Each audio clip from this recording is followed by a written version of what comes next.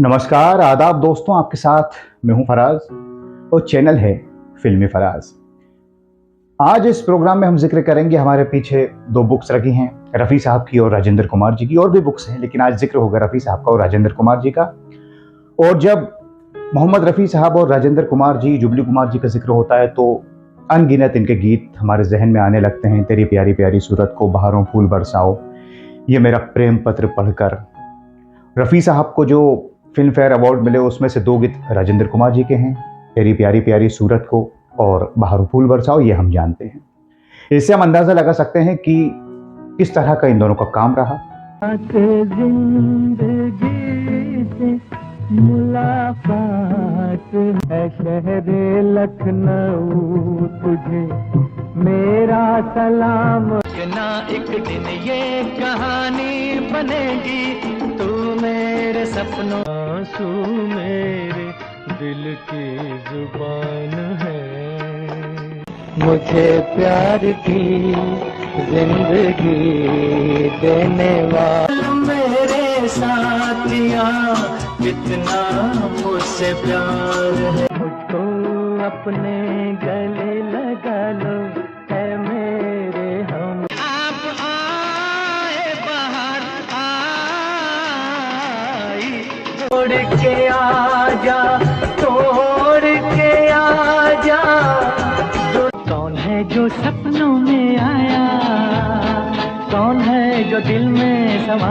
हम आए दूल्हा भैया के बाराती बन के, चलो हम हो मेरे हम सफर, खूबसूरत तो है जिंदगी का। कल जो हुआ सो हुआ, भूल जा, दुनिया हंसे हंसती रहे, मैं हूँ गवार, मुझे सब। रफ़ी साहब ने शम्मी कपूर जी और राजेंद्र कुमार के लिए बहुत गीत गाए, कईयों के लिए गाए, विश्वजीत के लिए, जॉय मुखर्जी के लिए, लेकिन 100 के ऊपर जो गीत गाए, मतलब कई गीत गाए और सारे तकरीबन सुपरहिट। तो उसमें सबसे पहले नाम शम्मी कपूर जी और राजेंद्र कुमार जी का आता और फिल्में भी सारी सुपरहिट। या यूं कहें कि फिल्में इसलिए भी कामयाब हुई क्योंकि गीत बहुत अच्छे थे। रफ़ी साहब की आवाज़ थी, कौन भूल सकता है आरज़ू को, ससुराल को, झुक गया आसमान, सूरज, ये इस बात का सबूत है दोस्तों। तो आज के इस प्रोग्राम में कुछ बातें करेंगे राजेंद्र कुमार जी और रफ़ी साहब के बारे में कि तकरीबन कितने गीत गाए। तो अगर हम जायज़ा लें तो 130-140 गीत गाए, उसमें बैकग्राउंड सॉन्ग्स भी शामिल हैं और डुइट्स भी। तो ये एक अच्छा खासा नंबर है, उस ज़माने में इतनी फिल्में नहीं बनती थी। और राजेंद्र कुमार जी तो असिस्टेंट डायरेक्टर थे एच एस रवेल साहब के, फिर जोगन फिल्म से, फिर वचन फिल्म से हीरो बने। उसमें रफ़ी साहब ने गीत गाया है, एक पैसा दे दो, लेकिन वो राजेंद्र कुमार जी पर नहीं है। दुनिया रंग रंगीली 1957 की फिल्म से जो हमने देखा तो उसमें समझ में आता है कि वहाँ से रफ़ी साहब ने सिलसिला शुरू किया। इसी बीच 1960 में गुजराती फिल्म भी आई थी, मेहंदी रंग लगियो, उसमें भी रफ़ी साहब ने राजेंद्र कुमार जी के लिए गाया। और बीच में कई फिल्में आ रही थी जिसमें राजेंद्र कुमार काम कर रहे थे। 1960 की माँ बाप हो, खजांची हो, घर संसार हो, रफ़ी साहब इसमें गा रहे थे गीत, एक दो डुइट, और सिलसिला चल रहा था। और बैकग्राउंड गीत भी हैं, जैसे चिराग कहाँ रोशनी कहाँ, अजब है मालिक तेरा जहां, फिल्म पतंग में ये दुनिया पतंग, कई बार ये गाना गूंजता है। तो बैकग्राउंड गीत भी हैं। बहुत बाद में तो नहीं, 1963 में मेरे ख्याल से गहरा दाग में भी भगवान एक कसूर की इतनी बड़ी सजा। तो बैकग्राउंड सॉन्ग्स भी बड़े इंपॉर्टेंट रहे। अब अगर हम ये देखेंगे, राजेंद्र कुमार जब चले, गूंज उठी शहनाई रफ़ी साहब ने गाए, और हर तरह के गीत, जीवन में पिया, और भी बहुत से गाने, कह दो कोई ना करे यहाँ प्यार। वहां से फिर रफ़ी साहब का एक मुकम्मल साथ शुरू हुआ राजेंद्र कुमार जी के साथ। लेकिन फिर कुछ ऐसी फिल्में आई जैसे धूल का फूल वगैरह में बैकग्राउंड थे गाने।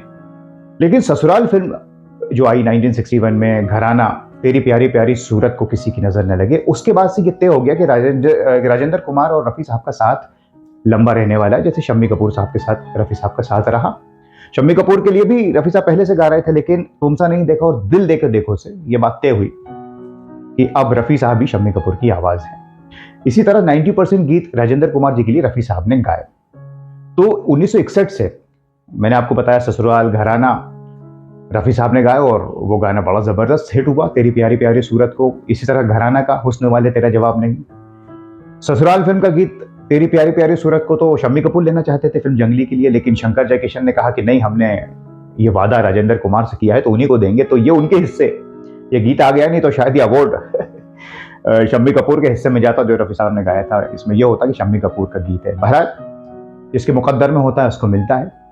उसके बाद साहब राजेंद्र कुमार की ऐसी फिल्म आई 1963 में, आस का पंछी तो आई गई थी 61 में। ये सारी फिल्मों को मैंने जो जिक्र किया उसमें बड़ा खूबसूरत गाना है अब 4 दिनों की छुट्टी है। हालांकि उसमें रफ़ी साहब ने सारे गीत नहीं गाए, लेकिन 63 जो साल रहा दोस्तों बड़ा अहम रहा। राजेंद्र कुमार की कई फिल्में आई, आपको याद आ रही होंगी, दिल एक मंदिर, मेरे महबूब, अकेले मत जइयो। तो इन फिल्मों के जो गीत रफ़ी साहब ने गाए, लाजमी सी बात है। हमराही, और सारी हमराही में देखिए कितनी वैरायटी है। ये आंसू मेरा दिल की जुबान है, और ए दिल तू भी, जो फास्ट गाने भी हैं। और दूसरी तरफ मेरे महबूब, नज़्म मेरे महबूब तुझे मेरी मोहब्बत की कसम है, हुस्न जरा जाग, अकेले मत जइयो, दिल एक मंदिर, माइलस्टोन गाना है दोस्तों दिल एक मंदिर का, याद न जाए बीते दिनों की, और भी डुइट्स जो हैं। तो ये फिल्में भी बड़ी कामयाब हो रही थी, और इन सारी फिल्मों को अगर आप गीत संगीत देखें तो वो भी बड़ा सुपर हिट रहा। गहरा दाग 63 की है, भगवान एक कसूर की इतनी बड़ी सजा, और एक आज उड़ता हुआ, एक पंची रवि साहब का संगीत है। अगर हम ये देखें राजेंद्र कुमार साहब की फिल्मों में ज्यादातर संगीत नौशाद साहब का, शंकर जयकिशन का और रवि साहब ने दिया है। और भी लोगों ने दिया है, वसंत देसाई जी ने, लेकिन इन तीनों का ऐसा लगता है कि ज्यादा रहा। शंकर जयकिशन का तो बहुत ज्यादा ही है। अब साहब 64 में आप आ जाइए, फिल्में चल रही हैं, जुबली कुमार का तमगा मिल चुका है राजेंद्र कुमार को। रफी साहब के गाने लाइन से आ रहे हैं। आई मिलन की बेला को कौन भूल सकता है, संगम को कौन भूल सकता है। संगम में तो एक जगह महेंद्र कपूर ने गाया, हर दिल जो प्यार करेगा, क्योंकि वहां जब लता जी और रफी साहब की कुछ अनबन थी रॉयल्टी को लेकर। लेकिन जब सोलो गीत आया, ये मेरा प्रेम पत्र, जिसने तहलका मचा दिया वो गीत, तो राजेंद्र कुमार का नहीं है तो रफी साहब ही गाएंगे, क्योंकि वो रफी साहब की आवाज को लेते थे। और ऐसा ही हुआ, और उस गीत ने क्या मतलब मकबूलियत हासिल की बताने की जरूरत नहीं है। आखिर में भी ये गूंजता है जब राजेंद्र कुमार फिल्म में नहीं रहते। संगम में आपने अगर देखा ही होगा, मेरे महबूब तुझे मेरी मोहब्बत को छुपा लो आंचल में, कहीं मेरी नजर ना लगे, उसमें जरा जाग तुझे इश्क जगा, हाथों में तेरे मेरा हाथ रहे। 4 दिनों की छुट्टी है और उनसे जाकर मिलना है, जिस मांगने याद न जाए बीते दिन। मेरी जिंदगी हो कि तुम मेरी बंदगी, जब है मालिक तेरा जहां, चिराग कहाँ। आँखों से जताया तो बुरा मान गए, दो कोई ना करे यहाँ प्यार।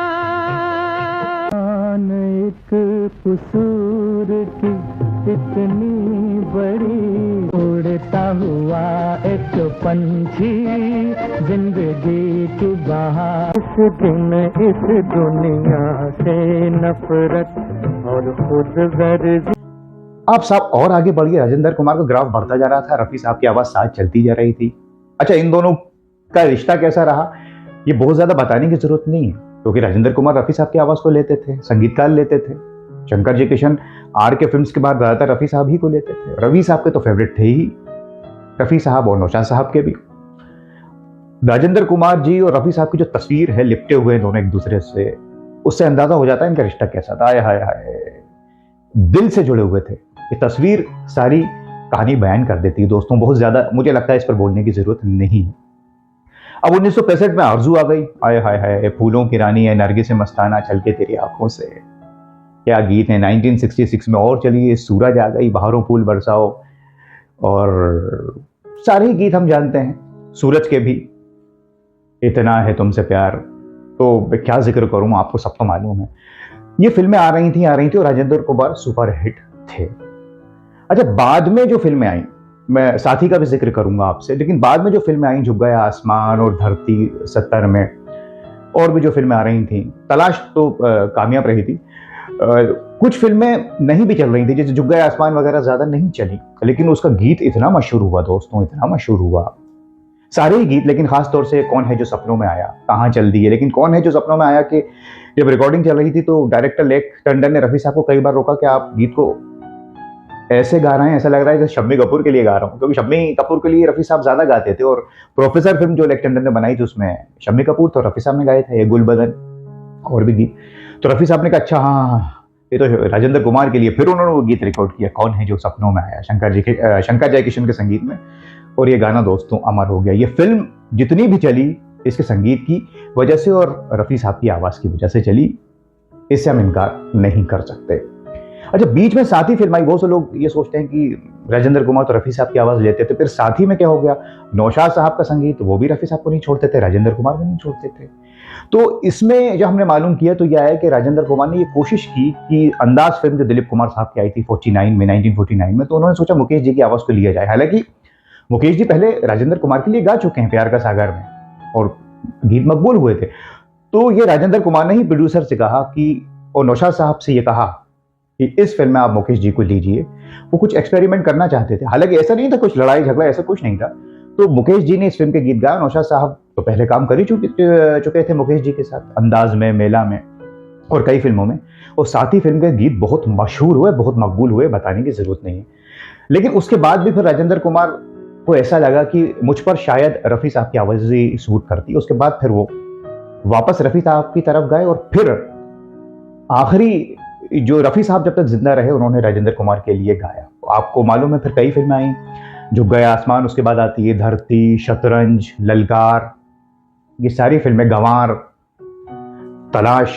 फिर रफ़ी साहब को फिर नहीं छोड़ा, आखिर तक नहीं छोड़ा। अगर हम जिक्र करेंगे उनकी जो बाद की फिल्में 70s की, 1980 के आसपास जो फिल्में आई, साजन बिन सुहागन, साजन की सहेली, तो फिर रफ़ी साहब ही ने गाया। हालांकि साजन बिन सुहागन का जो गीत है वो मुझे किस्सा याद आ गया, येसुदास जी ने जो गाया है मधुबन खुशबू, वो रफ़ी साहब गाने वाले थे।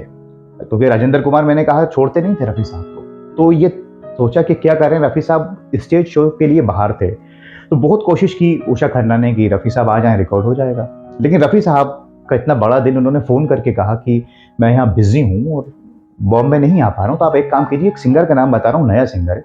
और रफ़ी साहब ने दोस्तों येसुदास जी का नाम आगे कर दिया कि आप उषा जी इस सिंगर की आवाज़ को इस्तेमाल कीजिए, आपको बहुत अच्छा लगेगा।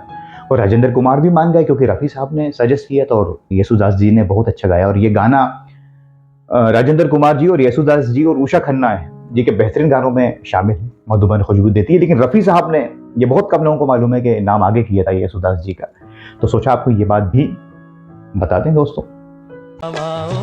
रागनी गाओ मेरा महबूब, हमने जफा न सीखी उनको वफा, कल के तेरी आंखों से शराब, पलकों के पीछे से क्या तुमने कह डाला, फिर से तो फरमाना, यहाँ कोई नहीं तेरा मेरे सिवा, कहती है झूठ, पूछे जो कोई मुझसे बहार कैसी हो, मैं प्यार का दीवाना, सबसे मुझे उल्फत है, सुराहीदार गर्दन कोयल सी है, हुस्न वाले तेरा जवाब नहीं, ऐ नरगिस मस्ताना बस इतनी शिकायत है, कम सिन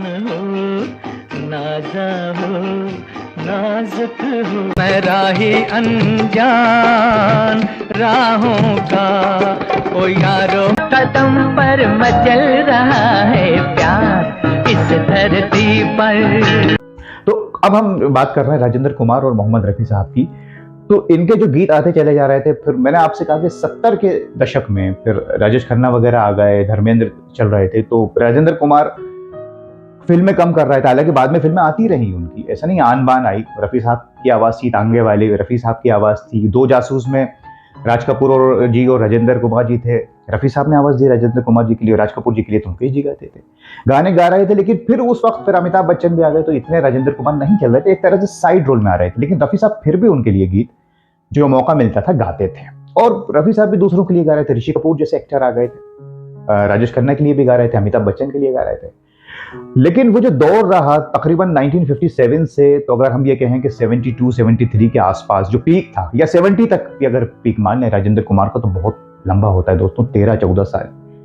13-14 साल तो मुझे नहीं लगता इसलिए वो जुबली कुमार है कि इंडस्ट्री पे किसी ने राज किया हो। 13-14 साल किसको कहते हैं, और एक के बाद एक हिट फिल्में आपके जहन में आ रही होंगी। आप मतलब कौन सी फिल्म को छोड़ा जाए। अगर आप खास तौर के 61 से लेके घराना, ससुराल, गहरा दाग, आरजू, संगम और जिंदगी फिल्म वैजंती माला के साथ, और अकेली मत जइयो, सूरज, वो सारी फिल्में, अमन फिल्म, शंकर जयकिशन का संगीत, रफी साहब की अलग ही आवाज, आज की रात ये कैसी रात कि हमको नींद नहीं आती, हमराही फिल्म का एक एक गीत। पीक पर थे राजेंद्र कुमार और पीक पर थे मोहम्मद रफी साहब, और इन दोनों ने दोस्तों जो काम किया, दिल एक मंदिर तो मैं जब भी देखता हूं तो राजेंद्र कुमार भी उसमें मुझे बिल्कुल टॉप पर लगते हैं, और रफ़ी साहब ने गजब कर दिया दोस्तों। जो वैरायटी है, एक तरफ वो गीत है याद ना जाए बीते दिनों की, और दूसरी तरफ तुम सबको छोड़ के आ जाओ, इतना रोमांटिक गीत, ये कमाल सिर्फ रफ़ी साहब ही कर सकते हैं। और रफ़ी साहब ने जब भी राजेंद्र कुमार के लिए गाया, आरजू फिल्म के आपको गीत याद आ रहे होंगे, ऐसा लगता था कि वो आवाज़ जो रफ़ी साहब की होती थी प्लेबैक सिंगिंग में, जो वो हरकत किया करते थे, ऐसा लगता था कि राजेंद्र कुमार के जो होठों से निकल रही बिल्कुल सूट करती थी उनके ऊपर वो रफ़ी साहब की आवाज़। ए नरगिस से मस्ताना, ए फूलों की रानी, बिल्कुल रफ़ी साहब कॉपी कर लिया करते थे कि ऐसा ही लग रहा है कि ये जैकेट वगैरह और कश्मीर में राजेंद्र कुमार नहीं, खुद रफ़ी साहब हमारे मौजूद हैं और वो बाकायदा उस गीत को अदा कर रहे हैं। और खुद राजेंद्र कुमार साहब ने कई इंटरव्यूज में ये बात मानी और कहा है कि रफ़ी साहब हमारी फिल्मी दुनिया के तानसेन थे, हैं और रहेंगे। ये कहा है, वो तानसेन थे, उनका मुकाम तानसेन जैसा है फिल्मी दुनिया में। ये राजेंद्र कुमार ने बार बार कहा है, और उनके गीत तो दोस्तों हम आज भी जब सुनते हैं तो मैं ये मानता हूं कि राजेंद्र कुमार जी बहुत बड़े एक्टर हैं, बहुत उनकी कामयाब फिल्में हैं, लेकिन कहीं ना कहीं रफ़ी साहब के गीतों का भी बहुत बड़ा हाथ है, जिसे खुद राजेंद्र कुमार जी भी मानते थे। किन किन फिल्मों को मैं याद करूं दोस्तों, किन किन पालकी फिल्म के क्या गीत हैं। फिल्म ज्यादा नहीं चली लेकिन क्या गीत हैं। इस फिल्म के लिए भी कल रात जिंदगी से मुलाकात हो गई, तलत साहब ने रिकॉर्ड किया था, लेकिन राजेंद्र कुमार ने कहा कि नहीं, रफ़ी साहब ही गाएंगे, नौशाद साहब, फिर डबल से रिकॉर्ड करवाया। सारे गीत अमर हो गए दोस्तों, एक से बढ़कर एक गीत और फिल्में हैं। बहुत सी फिल्में छूट रही हैं, बहुत से गीत छूट रहे हैं, क्योंकि मैं इतना एक्साइटेड हो जाता हूं जब राजेंद्र कुमार जी, जुबली कुमार और रफ़ी साहब का जिक्र आता है। ये क्या आपसे बयान करूं और क्या ना करूं इनकी फिल्में। लेकिन आपका वक्त बहुत कीमती है, इसलिए प्रोग्राम को यहीं अब मैं संपन्न करता हूं दोस्तों। और आप हमें कमेंट्स करके बताइए कि और क्या आप जानते हैं राजेंद्र कुमार जी के बारे में, मोहम्मद रफ़ी साहब के बारे में, उनकी फिल्मों के बारे में। कोई खास किस्सा आपके पास जुड़ा हो तो हमें प्लीज कमेंट करके बताइए, हम उस पर भी प्रोग्राम बनाएंगे। और आप क्या कुछ कहना चाहते हैं इन दोनों महान हस्तियों के बारे में, हमें आपके कमेंट्स का इंतजार रहेगा। अगले कार्यक्रम में फिर मुलाकात होगी, किसी और शख्सियत का जिक्र करेंगे। तब तक के लिए आप अपना बहुत ख्याल रखें। अब अपने दोस्त फराज को दीजिए इजाजत। नमस्कार, खुदा हाफिज। कि तुम नाराज ना होना, कि तुम नाराज ना हो।